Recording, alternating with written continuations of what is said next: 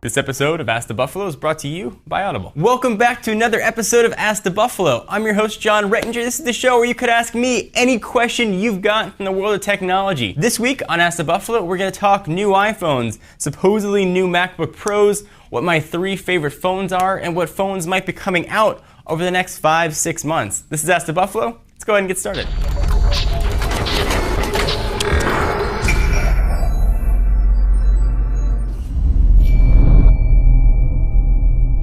Our first user, Victor Lopez, wants to know, hey John, looking to buy a MacBook Pro. Should I get the current MacBook Pro 15-inch or wait for the rumored 13-inch Retina display? Thanks. So I think it's safe to assume that eventually all MacBook Pro models are going to have that same Retina form factor and that same Retina display. It's just a matter of when. And that when looks to be in that October-ish timeframe. Supposedly the same timeframe we're going to see the next generation iPhone and possibly even an iPad mini. So right now we're in July, at least that's when this is being filmed. If you can wait for a few more months till October, I think you're going to be better served. The current generation 13-inch MacBook Pros are very well spec'd, but if the Retina display is important to you, then you're going to want to wait. If you're the kind of person that needs to have an optical drive, then you're definitely going to want to actually get the generation now. But if optical drive is not important to you, wait a couple months and pick up an external super drive and be good to go. Hopefully that helps answer your question. So Dark Stranger 007 asks, if you had a choice to carry 3 daily drivers, which ones would you choose? Well, that's a great question. The daily driver that I'm carrying right now is a Galaxy Nexus with Android 4.1.1 Jelly Bean on it.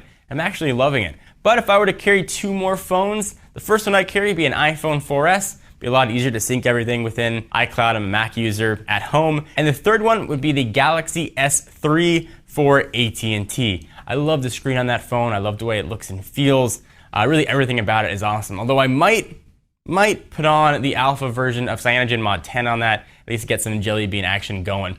Those would be the 3 phones that I carry with me, so it's 2 Android and 1 iOS. Hopefully that helped answer your question. This one came from Twitter. User @GavisconCook asks, what phones are you most looking forward to over the next 6 months? So that one's hard to predict. Phones generally get announced and come out within, maybe a week to 2 months. Over the next 6 months, though, we can pretend and play a little game and speculate about what we're going to see. So over the next 6 months, we're going to see the iPhone 5 or new iPhone. So that would definitely qualify on that list. Bigger screen, supposedly 4 inches, NFC, Giga RAM, LTE, and a new back and new front. Galaxy Note 2. The Galaxy Note 1 is probably my favorite phone of the past 12 months. Galaxy Note 2 supposedly is going to have an even larger 5.5-inch screen and pack a quad-core processor and hopefully a less plasticky back. The next 6 months should also bring us a new Nexus device. The Nexus devices are Google's own flagship reference hardware. Those are devices that are really left unmolested by Android skins. It's Android as Android was meant to be, as I tend to say, and Google would probably say as well. I'm looking over there like Google standing there. It will come with a new operating system. We very well might see 6 months is about a reasonable time for Google to release the next generation of Android, beginning with a K, maybe Key Lime Pie or maybe Candy Cane with the K. But I think we're going to see quad-core and perhaps we'll see Nexus devices made from different manufacturers. Traditionally, we've only had one manufacturer making one Nexus device, but we may see multiple, hopefully across multiple carriers as well. As a side note, I mentioned this in a previous video, if you want to be guaranteed Android updates, definitely only look at a Nexus device. So it's always kind of fun to play and speculate on what's coming out. Do you agree or disagree with the phones I'm looking forward to? Did I miss one that perhaps you think definitely needs to be mentioned? I'd love to hear what you guys have to say. And speaking of things that you have to say, let me go ahead and take a minute to thank our friends and sponsors at Audible. You know the name Audible, it's pretty much become synonymous now with audiobooks. Audible is the leading provider of downloadable digital audiobooks and spoken word entertainment. They have over 100,000 titles to choose from. They can all be downloaded right to your iPod, MP3 player, really any device now that can play digital music can play an audiobook from Audible. They pretty much have anything. In fact, right now, I am reading or listening to Abraham Lincoln Vampire Hunter. Saw the movie, didn't like it, but heard the book was pretty awesome. About a quarter of the way through and it's way better than the movie.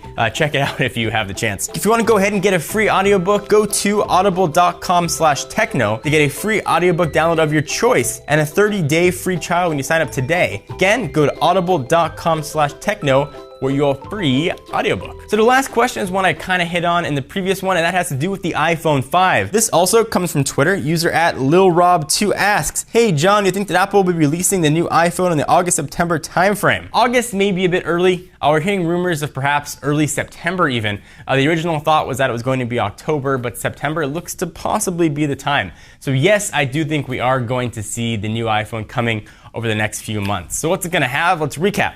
It's going to have a bigger 4-inch screen, a little bit of a thinner profile. Gone is the 30-pin connector. We're going to have a much smaller 19, perhaps 20-pin connector. 3.5mm headset jack on the top of the phone. Going to be moving to the bottom. Going to have NFC on there, and one of the things I'm most excited about, LTE. A gig of RAM, supposedly a new quad-core processor. Supposedly Samsung made, which is kind of odd considering Apple and Samsung's relationship. Of course, iOS 6, and I don't think we've seen all of iOS 6's features yet. I think that's going to be unveiled when we finally see the next generation iPhone, iPhone 5, whatever they decide to call it, iPhone 4S. I think we also might see it across multiple carriers. Perhaps T-Mobile will finally be able to get their customers an iPhone. I know they've been clamoring for it for quite a while. I hope you guys enjoyed this episode of Ask the Buffalo. Be sure to check us out at technobuffalo.com for all the latest tech news, reviews, unboxings, bad jokes, and miscellaneous tech content you can handle. I'm John Rettinger. I'll see you in the next video.